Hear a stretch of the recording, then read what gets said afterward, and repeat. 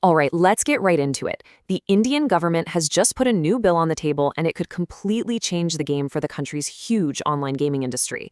It's a move that's being driven by a really serious social crisis. But wow, it comes with some massive economic stakes. I want to start with just a number: 32. It might not sound like a lot, but the story behind this number, well, it's the entire reason we're even having this conversation. That's what 32 means. 32 people in just one state in a single year who took their own lives because of debts from online gaming. You know, this isn't just a number on a page. It's a human tragedy that is forcing the government's hand, making them feel like they have to act, and act fast. And that really brings us to the heart of the whole debate, doesn't it? On one side, you've got this urgent, undeniable need to protect people. But on the other, you've got a multi-billion-dollar industry that's staring down the barrel of a complete shutdown. So which is it? Is this protection or is it overreach? Let's break it down. First things first, we really have to understand the problem the government is trying to fix here. This isn't just about people losing a few rupees here and there. For a growing number of people, it has become a truly deadly game. I mean, the stories coming from families and the numbers from suicide helplines, they paint a really grim picture. We're talking about addiction that just spirals out of control. People get trapped chasing that one big win and end up in crippling debt. And of course, that puts an unbelievable strain on families, tearing them apart. And the most tragic part? Helplines are reporting a sharp increase in calls from people feeling suicidal directly because of these gambling losses. So, faced with this kind of crisis, what's the government's big solution?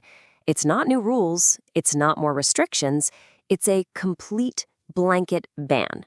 So let's unpack what this new legislation actually does. Now, here's where things get really interesting. It's all in the definition. The bill goes after any online money game, and they define it so broadly. The key phrase here is expectation of winning money.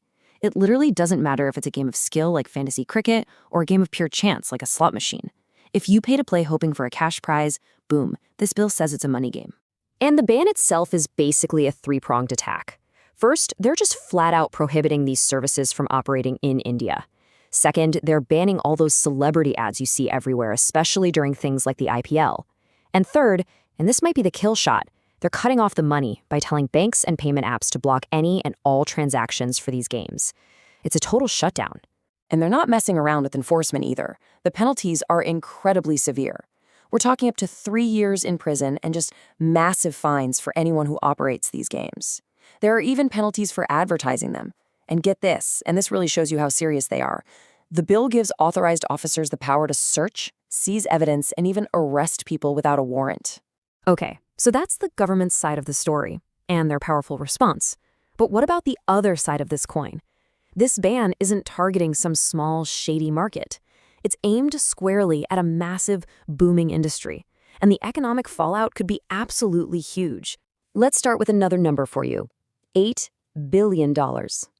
And that's not the value of the entire industry. That's the valuation of just one company, Dream 11. This is a major Indian startup success story, a unicorn, and its entire business is now right in the crosshairs. And Dream 11 is just a piece of a much larger pie. The whole real money gaming industry in India pulled in almost $4 billion in revenue just this year. And look at that projection. It was on a rocket ship, on track to more than double to over $9 billion by 2029. We are talking about an industry with absolutely explosive growth. And it's not just about revenue, right? It's about people's jobs. The industry is saying that this one bill puts 200,000 direct jobs at risk right now. These aren't just any jobs. These are high-tech jobs in design, data science, cybersecurity.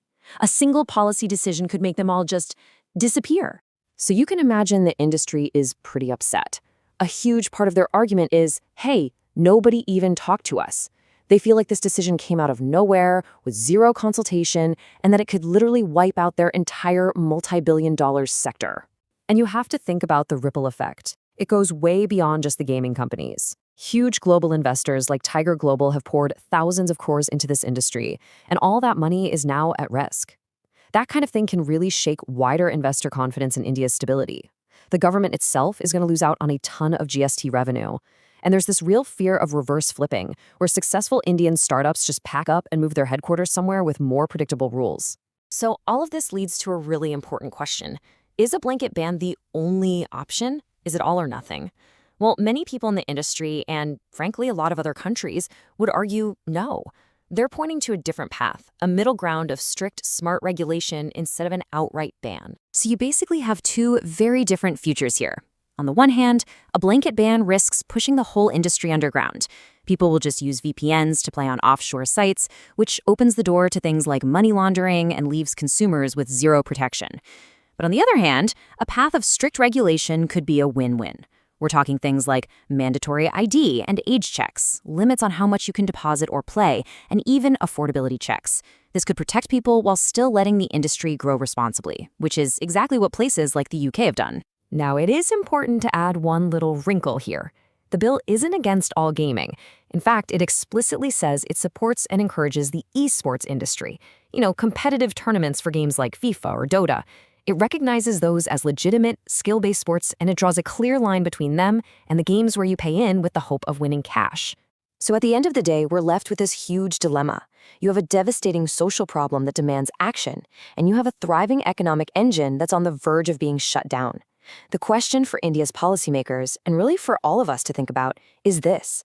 Is there a way to protect people, which is absolutely critical, without just pushing a massive, legitimate industry into the unregulated and maybe even more dangerous shadows?